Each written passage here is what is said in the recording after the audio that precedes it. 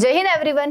Terrorism has always been a major threat in India, but India में अभी तक ऐसी कोई भी काउंटर टेररिज्म पॉलिसी नहीं थी।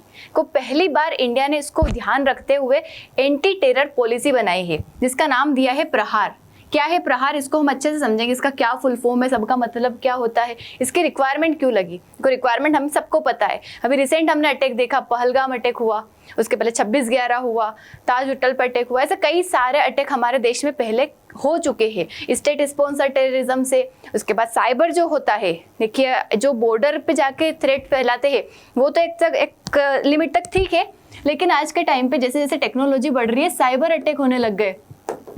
साइबर अटैक ये भी एक kind of terror he attack होता है। मतलब अगर टेररिज्म कंप्यूटर की हेल्प से, टेक्नोलॉजी की हेल्प से अगर फैलाया जाए तो वो काफ़ी बड़े लेवल पे क्या हो सकता है, घातक हो सकता है हमारे देश में। तो इसी को ध्यान में रखते हुए गवर्नमेंट ने क्या किया है, 23 फेब 2026 को मिनिस्ट्री ऑफ होम अफेयर ने रिलीज किया है नेशनल काउंटर टेररिज्म पॉलिसी। क्या है इस पॉलिसी में, इसको हम पूरी तरीके से समझेंगे। देखो इसके अंदर 3 चीज पे फोकस किया जाएगा। एक तो प्रिवेंशन, कि पहले तो हम जैसे हमारी डिजास्टर मैनेजमेंट वाली पॉलिसी है ना, प्रिवेंशन हो गया, अगर फिर भी आ जाता है तो उसका रिस्पॉन्स कैसा रहेगा, वैसा ही यहाँ पे कुछ लाया गया है कि पहले तो हम प्रिवेंट करेंगे कि टेररिज्म हो ही ना, हमारे देश में टेररिज्म फैले ही ना, हम ऐसी ही वहाँ पे सिक्योरिटी पहले से बना दे। फिर उसके बाद अगर हो भी जाता है तो उसका रिस्पॉन्ड, और जो अफेक्टेड होते हैं उनकी रिकवरी, जो लोग अफेक्टेड हो जाते हैं टेररिज्म से उनकी रिकवरी। इन तीनों चीजों पे क्या किया गया है, फोकस किया गया है। देखो अभी तक हमारे देश में क्या था, रिएक्टिव अप्रोच थी। रिएक्टिव मतलब कि हाँ टेररिज्म हो गया, उसके बाद हम कैसा रिएक्ट कर रहे हैं। लेकिन अब कैसा आएगा यहाँ पे, प्रोएक्टिव अप्रोच, की टेररिज्म हो उसके पहले ही हम क्या रहे, एक्टिव रहे और उसको खत्म कर दे।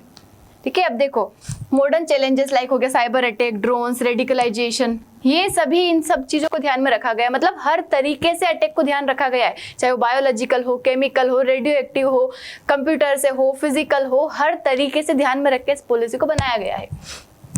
देखिए प्रहार क्यों बनाया गया, तो हमने देखा किस तरीके से टेरर अटैक्स जो है, मतलब जो ट्रेडिशनल तरीका था उससे क्या हो रहे हैं, अभी बदल रहे हैं। Like cyber space, encrypted platform, digital financing, drones जो हो गए, रोबोटिक्स हो गया, एआई का यूज हो रहा है।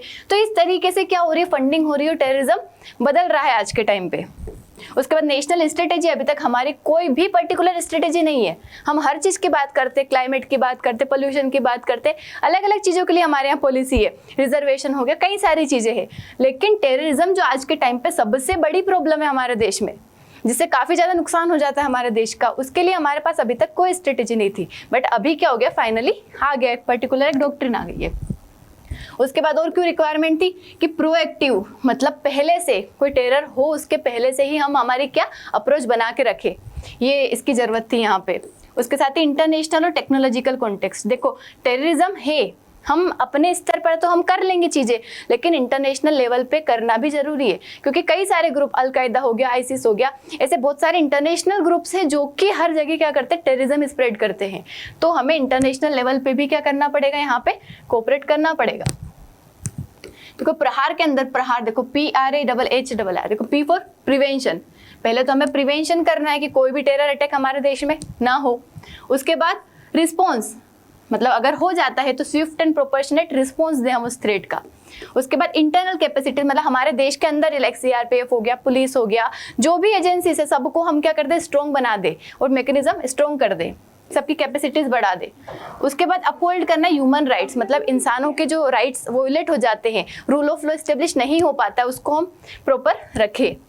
उसके बाद जो ऐसी कंडीशंस हम लाए कि जो टेररिज्म है उसको कम करने में जितना हो सके इतना ज़्यादा कम करें हम इस चीज़ों को।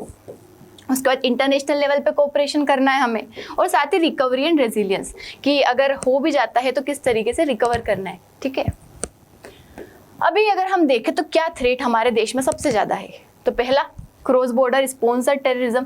सभी को पता है किस तरीके से sponsor terrorism, state sponsor terrorism हमारे देश में आ रहा है, और यही हमारे देश में मतलब काफ़ी ज़्यादा क्या है, बड़ा एक चैलेंज है। इवन इंडिया ने ये भी कहा है कि जो हम मतलब टेररिज्म को किसी पर्टिकुलर रिलीजन से, पर्टिकुलर रीजन से, किसी चीज़ से हम मतलब जोड़ नहीं रहे हैं, लेकिन किसी भी तरीके का टेररिज्म हो।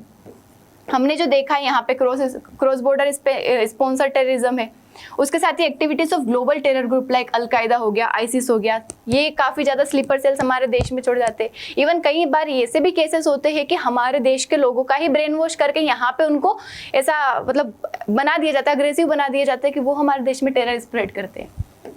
उसके बाद डिजिटल एंड टेक्नोलॉजिकल थ्रेट जो आज के टाइम पे सबसे ज़्यादा बढ़ रहे, लाइक ड्रोन हो गया, ऐसे नेटवर्क्स हो गए, डार्क वेब हो गया, क्रिप्टो वॉलेट्स हो गए। टेरर ग्रुप्स जो है वो कोलैबोरेट कर रहे हैं कई सारे ऑर्गेनाइज्ड क्राइम नेटवर्क के साथ।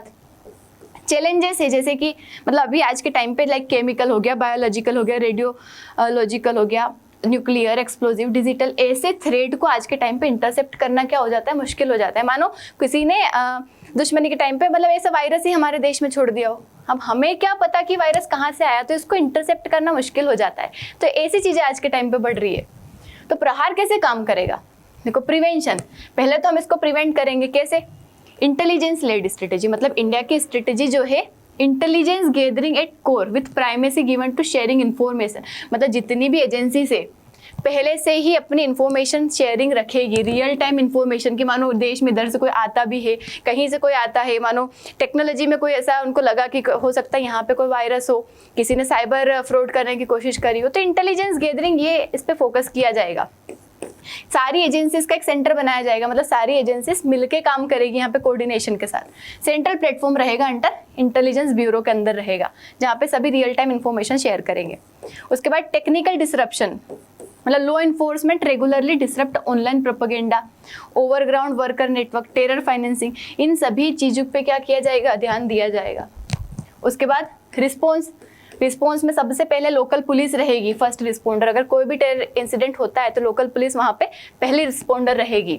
उसके साथ स्पेशलाइज्ड स्टेट और सेंट्रल फोर्सेस जो रहेगी, लाइक नेशनल सिक्योरिटी गार्ड हो गया, ये भी वहाँ पे असिस्ट करेगी मेजर जो थ्रेट्स होते हैं। और उसके बाद SOPs जो है ये भी गाइड करेंगे मल्टीनेशनल कोऑर्डिनेशन, मतलब कि अलग अलग तरीके से किस तरीके से हमें कोऑर्डिनेशन करना है, यहाँ पे हेल्प किया जाएगा। इन्वेस्टिगेशन की जाएगी नेशनल इन्वेस्टिगेशन एजेंसीज के साथ। स्टेट पुलिस यहाँ पे इंश्योर करेगी कि किस तरीके से हमें रिस्पॉन्स करना है। उसके बाद कैपेसिटी कैसे बढ़ाई जाएगी? तो पहले से ही हमारे यहाँ की सिक्योरिटी फोर्सेस को मॉडर्नाइज कर दिया जाएगा कि पहले से प्रिपेयर रहे हर चीज़ के लिए। ट्रेनिंग प्रोग्राम्स पुलिस के लिए, एंटी टेरर यूनिट्स के लिए, इन सभी को पहले से तैयार कर दिया जाएगा। एंटी टेरर स्ट्रक्चर बनाया जाएगा हर स्टेट में, ताकि क्या हो जाए कि हम पहले से ही ऐसी सिचुएशन बनने ही ना दें कि यहाँ पे टेररिज्म स्प्रेड हो। लाइक मोरल एजुकेशन देना, लोगों को पहले से प्रिपेयर करना, हर छोटी से छोटी चीज़ पर ध्यान देना। उसके बाद रूल ऑफ लॉ, मतलब ये भी प्रहार जो है यहाँ पे एम्फेसाइज करता है कि रूल ऑफ लॉ, ऐसा नहीं कि हम कोई लॉ को ब्रेक करेंगे, यहाँ पे लॉ के अकॉर्डिंग ही सारी चीज़ों पे फोकस करेंगे। ये रिस्पेक्ट करता है फंडामेंटल राइट्स का, जो कि हमारे इंडियन लॉज में दिए गए हैं। मतलब हमारे कई सारे law like unlawful activities prevention act हो गया, भारतीय न्याय संहिता हो गया, इन सभी चीज़ को यहाँ पे ध्यान रखा जाएगा। उसके साथ ही इंश्योर किया जाएगा legal redressal up to higher judiciary level, मतलब अप टू सुप्रीम कोर्ट तक भी ले जाया जा सकता है अगर किसी के साथ कुछ होता है तो। उसके बाद रेडिकलाइजेशन को एड्रेस करना। रेडिकलाइजेशन मतलब कि कोई भी सोसाइटी की जो चीज़ चल रही है उसके अपोज में अगर कोई करने की कोशिश कर रहा है, ये रिलीजन बेस्ड भी हो सकता है, कास्ट बेस्ड, मतलब किसी भी बेसिस पे हो सकता है ये। तो टेरर ग्रुप्स जो है ये आइडियोलॉजी के थ्रू जनरली रिक्रूट करते हैं, मतलब कोई पर्टिकुलर कम्युनिटी बन जाएगी, वहाँ पे उसके अकॉर्डिंग लोगों का ब्रेन वॉश किया जाता है कि नहीं हमारा धर्म ही ऐसा है या फिर हमारा ये रीज़न ही ऐसा है, तो वैसे टेररिज्म फैलता है, तो उस चीज़ पे ध्यान दिया जाएगा। ऑनलाइन प्रोपेगेंडा होते हैं, प्रिजन्स होते हैं, कम्युनिटीज़ होता है, तो इस पे यहाँ पे इसको एड्रेस किया जाएगा, ध्यान दिया जाएगा कि ऐसा कोई ग्रुप हमारी सोसाइटी में ना बने और इनिशियल लेवल पे ही उसको खत्म कर दिया जाए। प्रहार एडप्ट करता है ग्रेडेड रिस्पॉन्सेस, मतलब मॉनिटरिंग और काउंसलिंग से लेके लीगल एक्शन डिपेंड करता है कितना थ्रेट है। मतलब शुरुआत से ही कि उसको मॉनिटर करना कि हाँ ऑब्जर्वेशन रखेंगे कि क्या हो रहा है सोसाइटी में, काउंसलिंग करना लोगों की कि नहीं ऐसा तुम मत करो, फिर अगर नहीं माने तो लीगल एक्शन तक भी ले सकते हैं अगर उसका थ्रेट लेवल जो रहेगा उसके अकॉर्डिंग। उसके बाद कम्युनिटी लीडर्स जो हो गए, अलग अलग कम्युनिटीज़ के रहते हैं, NGO हो गए, जो छोटी मोटी वॉइसेस रहती है, सबको इन्वॉल्व करेंगे ताकि अवेयरनेस फैला सके इस चीज़ से रिलेटेड। इंटरनेशनल लेवल पे कोऑपरेशन करेंगे, मतलब स्ट्रेंथन करेगा cooperation through mutual legal assistance threats, extradition agreement, intelligence sharing, अलग अलग ग्लोबल फोरम पे, ग्लोबल लेवल पे, इंटरनेशनल लेवल पे कोऑर्डिनेशन करेगा, ताकि जो, क्योंकि जरूरी नहीं कि हमारे देश में ही हो, ये दूसरे देश से भी टेररिज्म फैलाया जा सकता है। आज के टाइम पे टेक्नोलॉजी का कोई भरोसा नहीं है, तो उसमें भी हम कोऑपरेट करेंगे। पार्टनरशिप करेंगे टू इंडिक्ट टेररिस्ट अब्रोड, मतलब अलग अलग दूर दूर तक भी टेररिस्ट को क्या कर सके, पकड़ सके। रिकवरी, उसके बाद रिकवरी में पब्लिक प्राइवेट पार्टनरशिप यहाँ पे हेल्प करेगा कि गवर्नमेंट के साथ जो है प्राइवेट पर्सन्स भी क्या करे, हेल्प करे रिबिल्ड में।